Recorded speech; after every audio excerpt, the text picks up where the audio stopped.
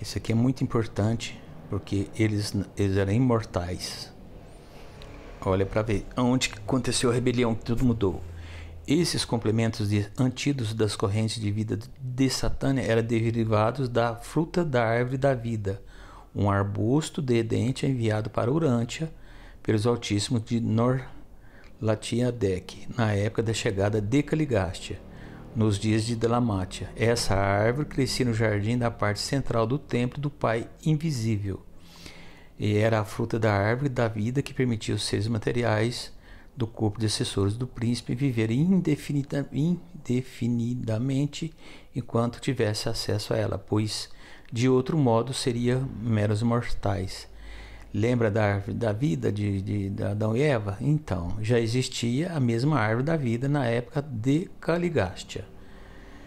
Essa árvore da vida, por isso que era a árvore da vida, porque alimentava dela, não morreriam. Era uma energia totalmente de luz. Embora não fosse de nenhuma valia para as raças evolucionárias, essa supernutrição era completamente suficiente para conferir vida contínua aos 100 de Caligástia e também aos 100 andonitas modificados que se encontravam associados a eles. Então lembra bem do 100 de Andon e Fonta, da Terra, 50 masculino e 50 feminino, com 100, né, de outros planetas, feminino e masculino. Então, suficientemente conferir contínuo os 100 de Caligástia e também os 100 da Andonita. Então, todos eles alimentavam da árvore. Então, talvez vou até antecipar uma situação. O que aconteceu? Quando chegou o príncipe planetário, eles ficaram quase 300 mil anos gerenciando o planeta Terra com esses assessores aí, tudo certo, tudo bem, beleza. Então, esses seres não tiveram mortes. Então, eles viveram por 300 mil anos, quase 300 mil anos, sem mortes. Os 100 humanos e os 100 de outros planetas, mesmo sendo como fosse humano. Sobre isso, deveria ser explicado que, na época em que os 100 andonitas contribuíram como membros do corpo de assessores de um príncipe, dando seu plasma germinativo humano, os portadores da vida introduziram nos seus corpos mortais os complementos do circuito do sistema, e assim eles se tornaram capacitados a viver concomitantemente com o corpo de assessores séculos após séculos, desafiando a morte física. É o que eu disse, né? Os 100 andonitas, que desafiam a morte. Os 100 andonitas foram finalmente informados sobre a contribuição que deram para novas formas de seus superiores. Esses mesmos 100 filhos das tribos de Andon foram mantidos nas sedes centrais como assistentes pessoais do corpo de assessores corpóreo do príncipe. Então, os 100 andonitas viraram 200. Organização dos 100. Aqui já começa uma outra fase.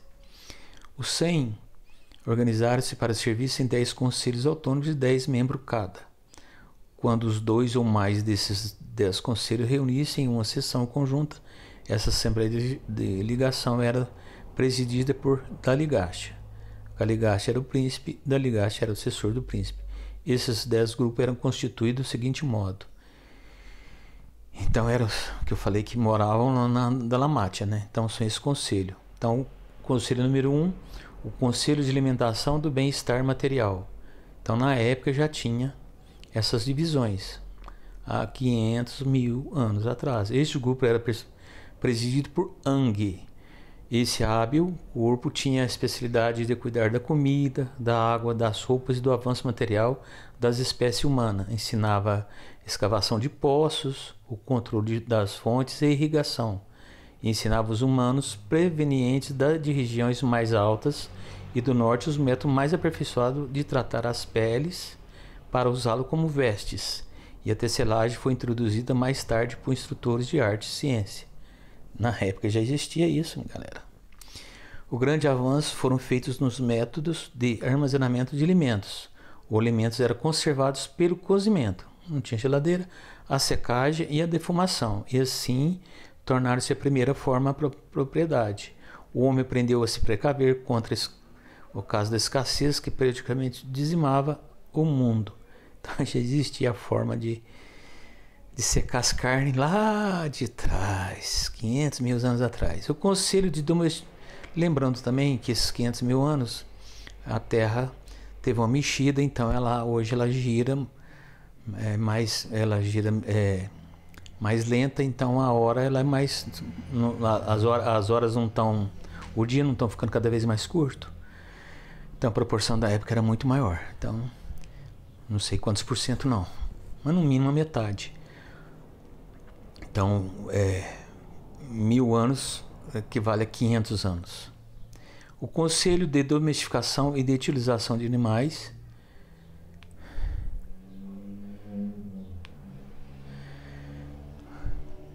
este conselho dedicava-se à tarefa de selecionar e de criar os animais que melhor se adaptavam a transportar seres humanos, a carregarem as suas cargas para o fornecimento dos alimentos e mais tarde no serviço de cultivar o solo. Esse corpo especialista era dirigido por Bon. Então eles trabalhavam com os animais. Então já existiam os animais, já domesticavam tal. Vários tipos de animais úteis agora extintos foram domesticados, junto com alguns que continuaram como animais domesticados até os dias atuais. O homem tinha convivência com o cão e o homem azul já tinha tido êxito em domesticar elefante. A vaca estava sendo melhorada por uma criação cuidadosa para tornar-se uma fonte utilíssima de alimento. A manteiga e o queijo tornaram-se artigos comuns na dieta humana. Os homens aprenderam a utilizar os bois para transporte de cargas, mas o cavalo só foi domesticado algum tempo depois. Os membros desse corpo que ensinaram inicialmente os homens a usar a roda para facilitar a tração. Então já existia há 500 mil anos atrás. Foi nesses dias que os pombo-correio foram usados pela primeira vez. Você já ouviu falar disso? Sendo levados a longas viagens com o propósito de enviar mensagens ou pedidos de ajuda. O grupo de Bon teve êxito em treinar os grandes fandores como aves de transporte. Esses fandores, entretanto, tornaram-se extintos há mais de 30 mil anos, na época de Adão. Os conselheiros encarregados de controle dos animais predadores, aí já parte para os animais mais ferozes. Não era suficiente que os primeiros homens tentassem domesticar certos animais, pois deviam também aprender a proteger a si próprios e ser destruídos pelo restante dos animais hostis do mundo. Esse grupo era capitaneado por Dan. O propósito das muralhas